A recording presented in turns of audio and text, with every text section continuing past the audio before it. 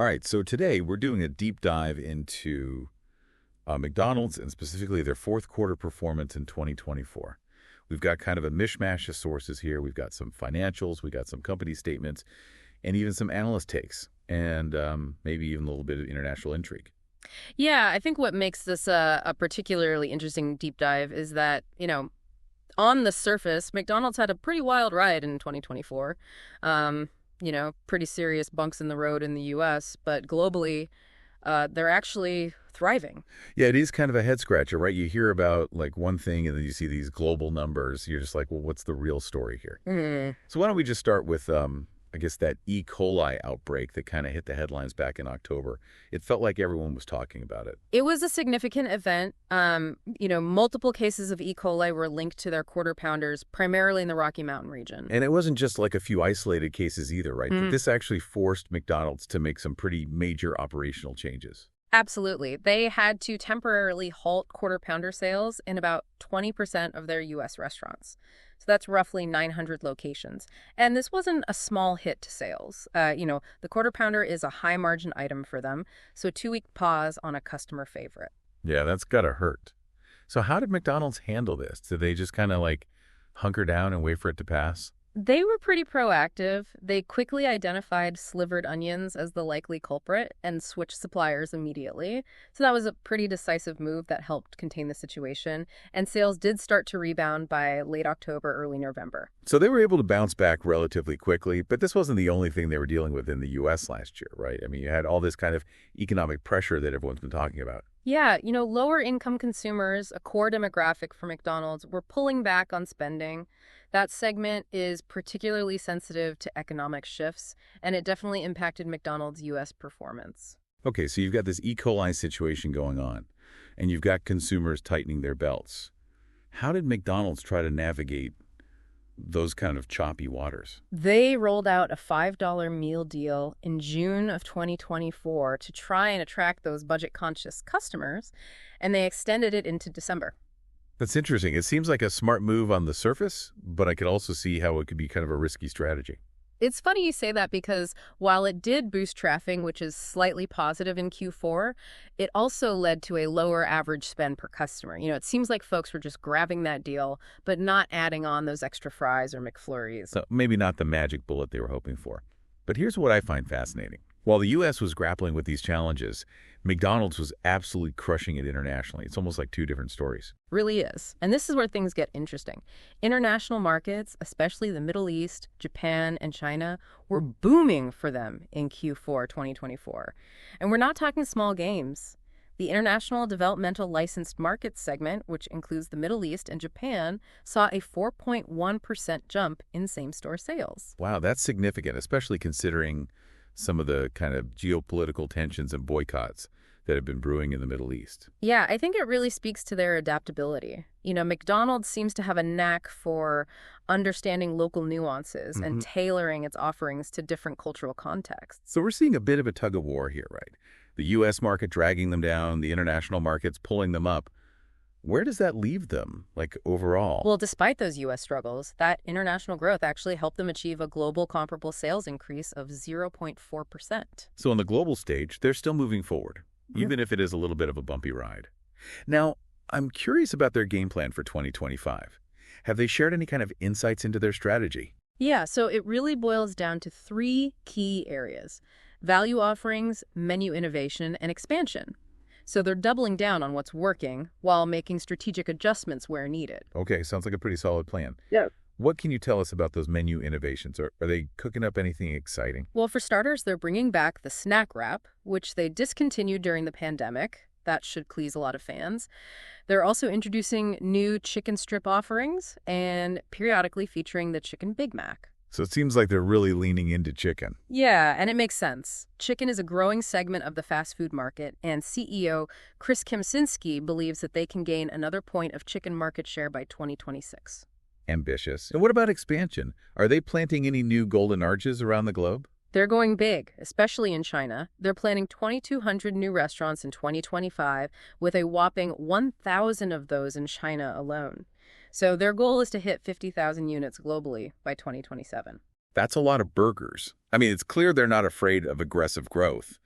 But beyond the burgers and fries, there's another ingredient that they're focusing on, and that's loyalty. Yeah, absolutely. Their loyalty program was a powerhouse in 2024, raking in a staggering $30 billion in sales. So they're aiming for 250 million 90-day active loyalty users by 2027. So they're not just trying to get people in the door once. They're really trying to build a community, create a connection with their customers. Exactly.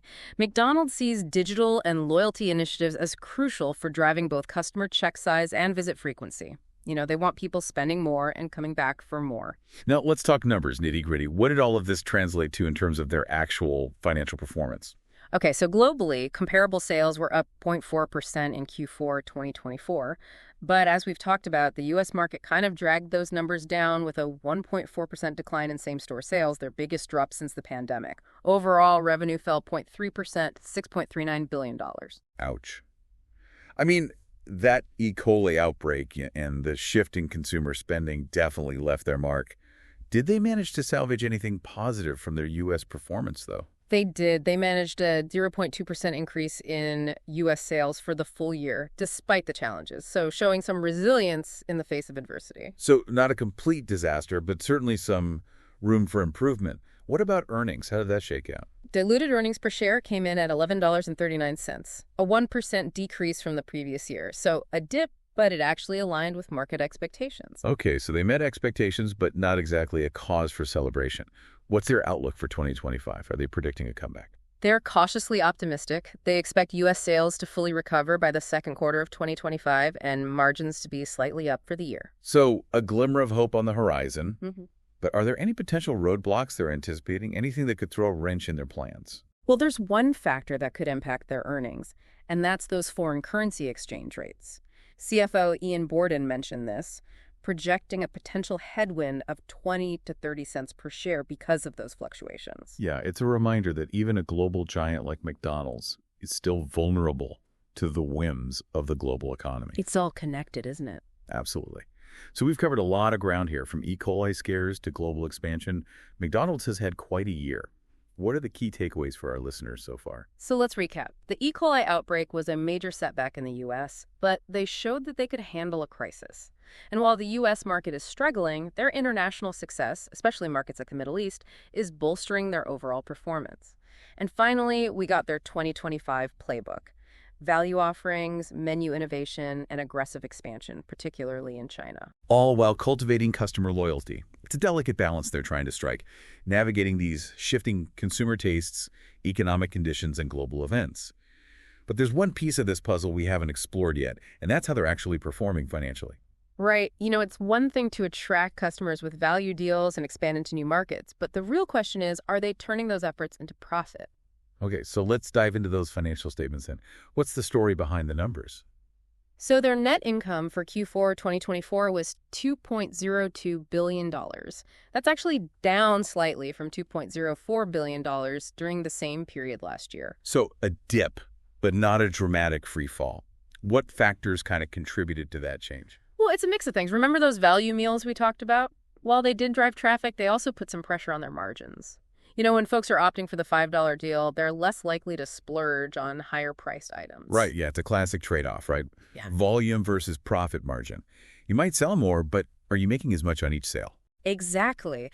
And then you have the impact of the E. coli outbreak, which, as you can imagine, had a negative effect on their bottom line. Those temporary restaurant closures and the hit to quarter-pounder sales certainly didn't help. It's like a 1-2 punch. But those international successes we discussed earlier must have softened the blow a bit, right? They did. Those strong international sales acted as a sort of buffer, preventing a steeper decline in profits.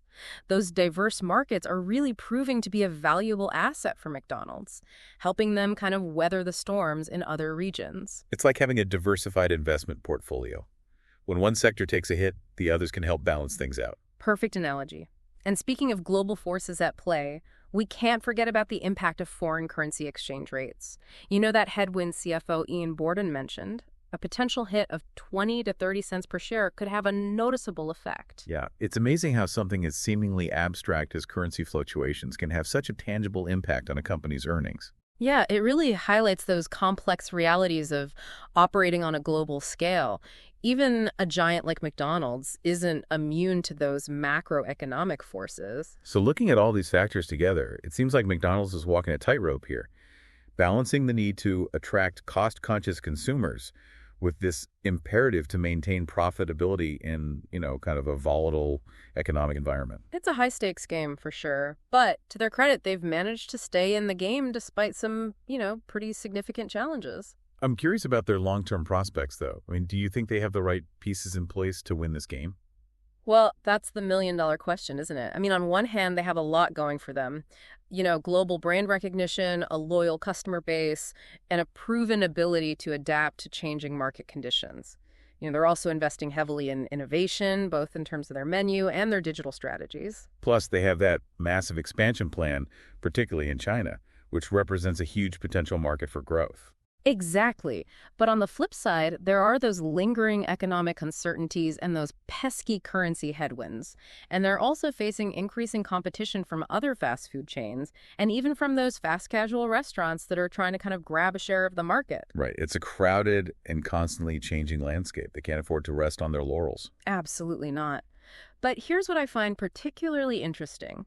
If you look closely at their strategies, you can see they're not just reacting to challenges, they're actively trying to shape the future of fast food.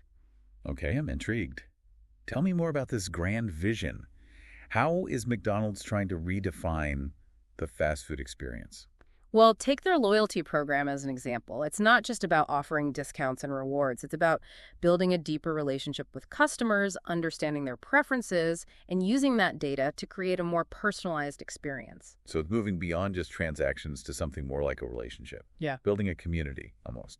Exactly. And they're also embracing technology in some pretty innovative ways. They're experimenting with things like mobile ordering and delivery, and even using AI to personalize menu recommendations. Those are some savvy moves, especially as consumer behavior continues to shift towards those digital channels. And let's not forget about their menu innovations, bringing back the snack wrap, introducing new chicken items.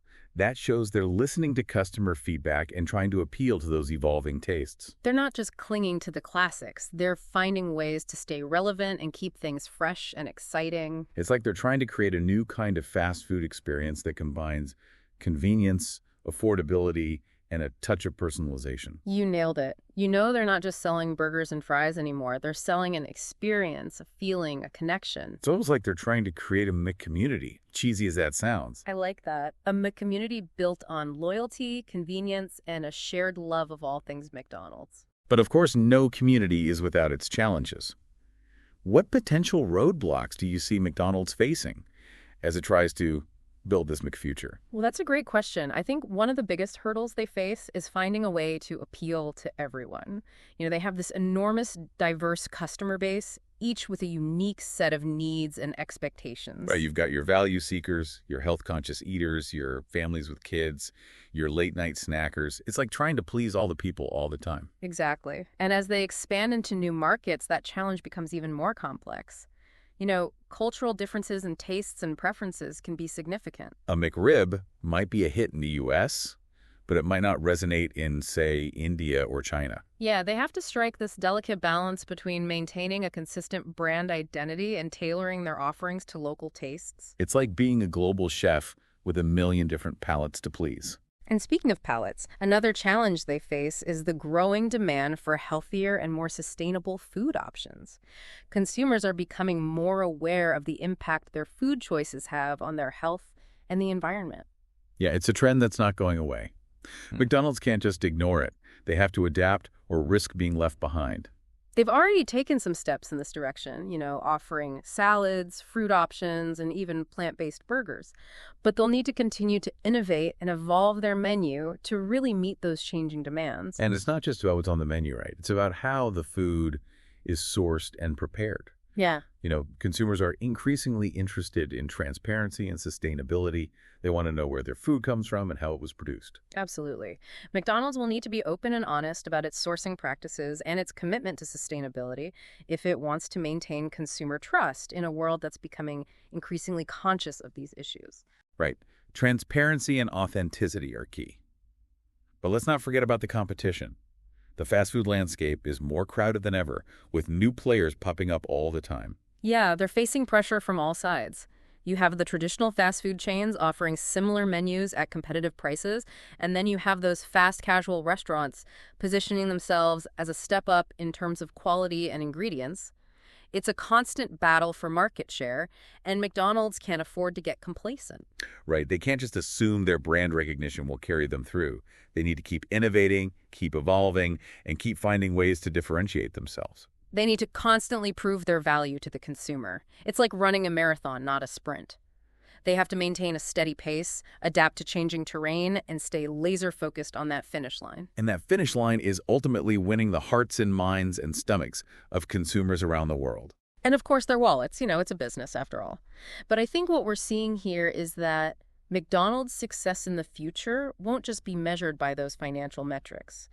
It will also be judged by its ability to create a positive impact on the world. It's about more than just selling burgers.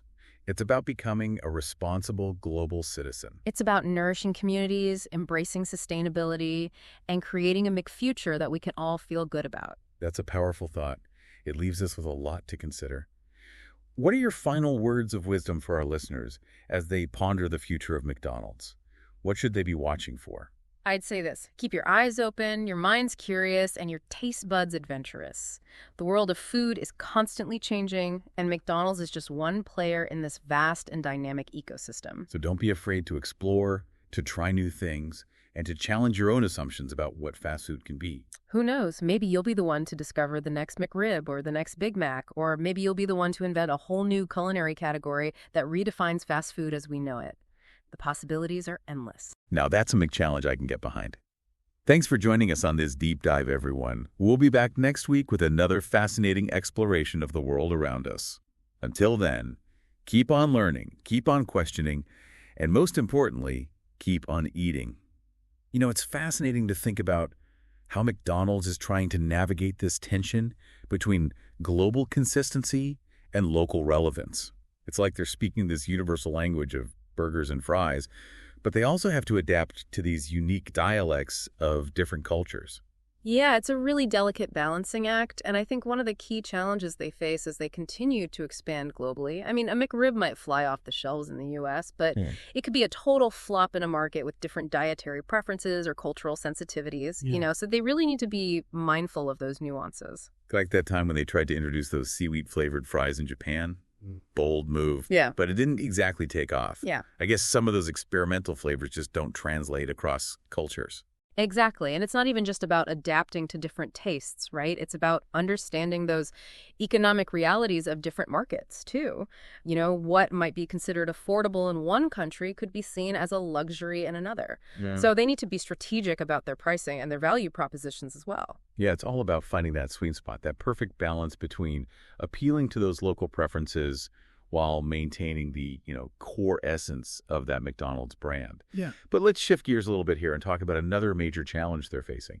And that's this growing demand for healthier and more sustainable food options. Right. And I mean, this is something that's impacting the entire food industry, not just McDonald's. Absolutely. I mean, consumers are becoming more health conscious, more environmentally aware. They're paying attention to ingredients, sourcing practices, and the overall impact of their food choices. So McDonald's can't just ignore these trends, right? They need to actively respond and evolve with those changing expectations. And they've already made some moves in this direction, right? You've got the salads, the fruit options. They even have those plant-based burgers now. But are those efforts enough to satisfy a consumer base that is increasingly demanding transparency and sustainability?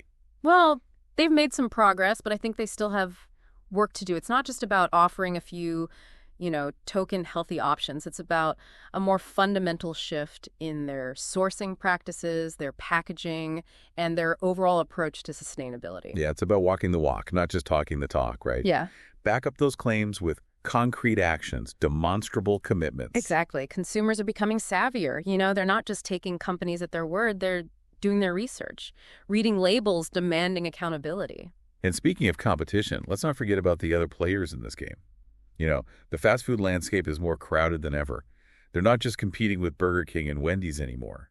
Right, you got those traditional fast food chains nipping at their heels, but you also have this rise of like these fast casual restaurants positioning themselves as, a step up in terms of quality and ingredients. So it's a whole different ballgame now. Yeah, it's like they're getting squeezed from both ends. Yeah. They need to, fight to maintain their market share while also fending off these new challengers. A constant battle for relevance. Yeah. And they need to keep innovating, keep evolving, keep finding ways to differentiate themselves from the pack, can't afford to become stagnant. Got to stay hungry, both literally and figuratively. It's like running a marathon, not a sprint, right? Maintain that steady pace, adapt to the changing terrain, and never lose sight of that finish line. And that finish line is ultimately winning the hearts and minds of consumers around the world.